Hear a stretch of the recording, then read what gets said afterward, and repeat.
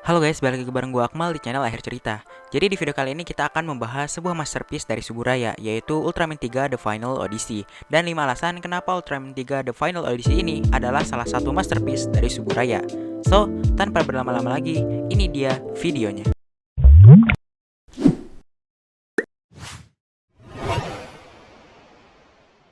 1. Alur cerita sebenarnya.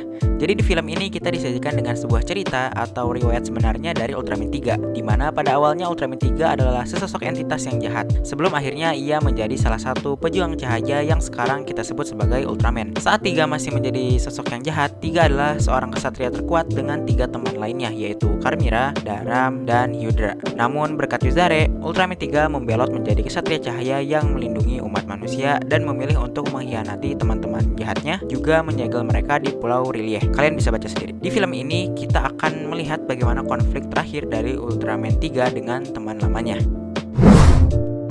2. Konflik manusia. Memperlihatkan konflik internal antara TPC dan Guts, di mana di sini Guts ingin menyelamatkan salah satu kaptennya, yaitu Kapten Iruma yang tidak ada kabar semenjak melakukan ekspedisi ke Pulau R'lyeh. Tapi di sini TPC lebih memilih untuk terus melanjutkan proyek mereka yang dinamai sebagai Proyek F. Proyek F ini dimaksudkan untuk mendapatkan kekuatan Ultraman untuk kebutuhan militer, karena dengan hilangnya Ultraman 3, mereka sadar jika mereka tidak bisa berbuat apa-apa jika saja suatu saat monster kembali menyerang mereka. Pada akhirnya Guts dapat menyelamatkan kapten mereka dan Proyek F tidak dapat dilanjutkan karena pada akhir film kita diperlihatkan Pulau R'lyeh runtuh sepenuhnya.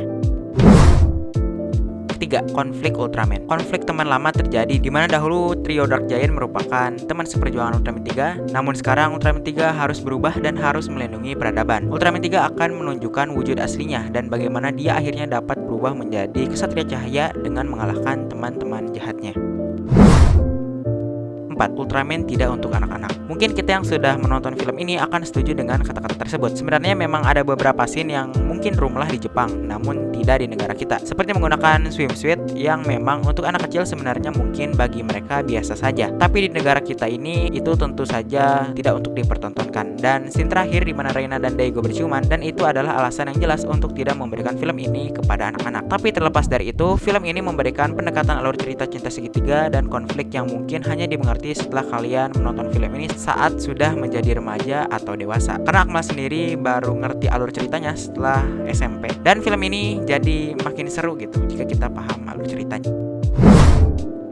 Kelima, kualitas film. Kualitas film ini patut diacungi jempol. Rilis pada tahun 2000, tapi sekarang Akmal dapat menonton di resolusi 720p dengan rasio 16:9. Ya padahal di zaman itu 4:3 biasanya. Tapi entah bagaimana ini bisa pas dimonitor dengan rasio 16:9. Andai saja ini adalah film dengan aspek rasio 4:3 yang di crop atau di upscale menjadi 16:9, ini masih bisa diacungi jempol. Karena kualitasnya masih bagus banget dan gak pecah atau buram. Masih sangat jelas dan enak untuk ditonton. Yap, itu tadi adalah 5 alasan kenapa Ultraman 3 The Final Odyssey adalah sebuah masterpiece dari Suburaya. Jika ada poin-poin yang kurang di video ini, kalian bisa tambahkan di kolom komentar. Terima kasih sudah menonton video ini. Jangan lupa like, comment, share, dan subscribe karena channel ini belum menyentuh 1000 subscriber. Tolong bantu Akmal untuk subscribe channel ini. Dan inilah akhir cerita.